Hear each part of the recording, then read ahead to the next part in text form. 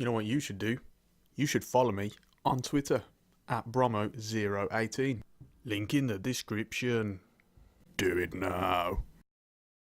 So the first part of my FIFA 20 Career Mode Wishlist saw me begin to delve into the vast amount of improvements that need to be made to Career Mode, including manager customization, increasing the length of Career Mode to unlimited years, manager options, and career customization.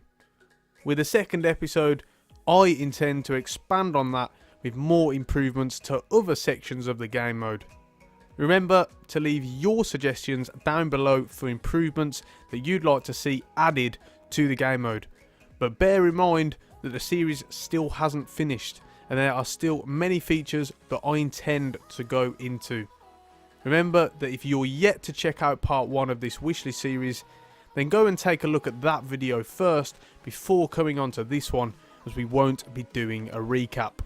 So without further ado, let's begin.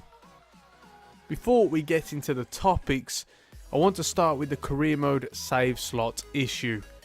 It has been well noted how EA decided, in their lack of wisdom, to lower the amount of save slots we had from 8 to 4 with FIFA 19. I already released a video a few months ago in which I had a small rant about this, but I think it's only fitting to mention it here as well. Just increase the slots. It's a scumbag move to try and force people out of playing career mode and onto the money spinner that is Ultimate Team. It's not going to work. Ultimate Team is a terrible game mode, I'm afraid. The gameplay is completely different to that of the rest of FIFA.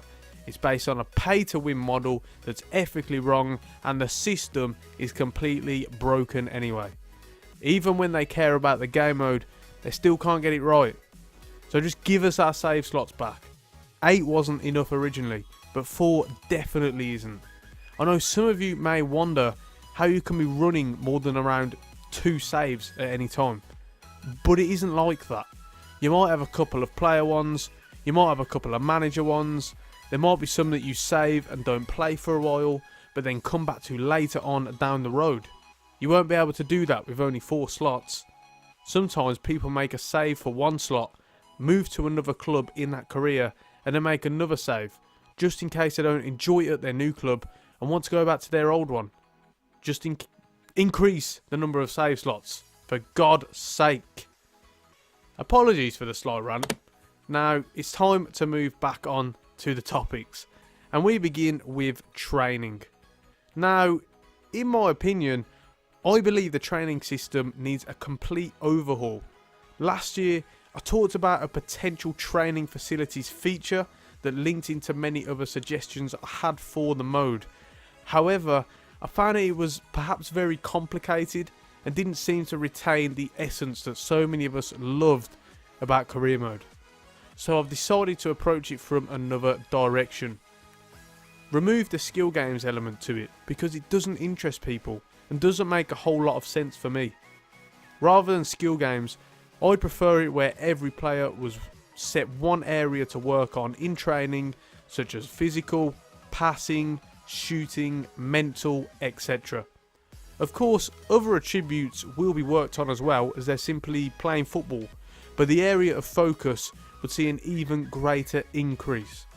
This is similar to the way in which training works in PES Master League, except with some more detailed improvements.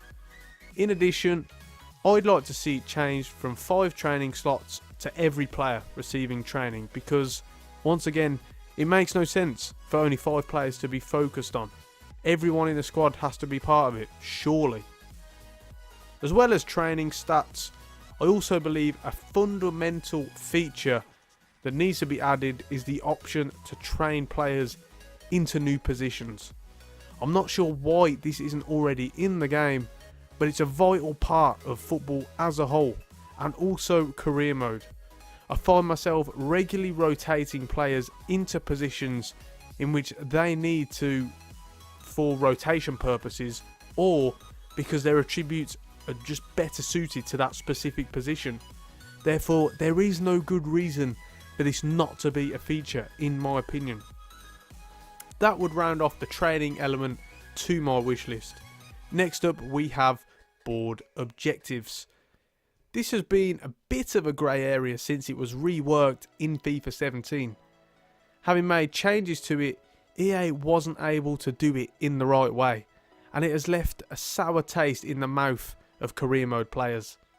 Similar to the training, I think that the objective system also needs a complete overhaul to instead better suit managers, because, as it says, you are, well, the manager. For me, the likes of brand exposure and marketing objectives just need to be removed. How could they possibly be something that we can control? Examples of objectives relating to these are the likes of increasing season ticket holders by a certain percentage, or selling a certain amount of money in club replica shirts. They are just pointless fillers in my opinion.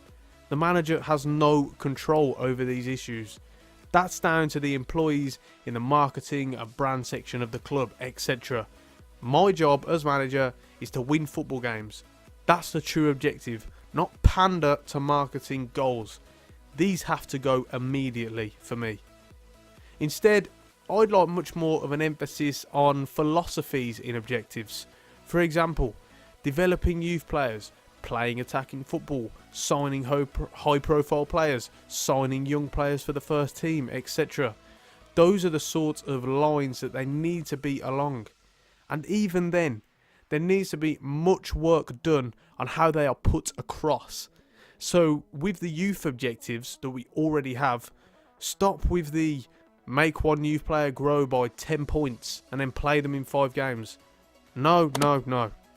These philosophies cannot be judged numerically, but rather with an overall view, such as you are focusing on some youth players in training, building them up to a point where they are ready to step into the first team, or you've got them in and around the first team squad to build their experience.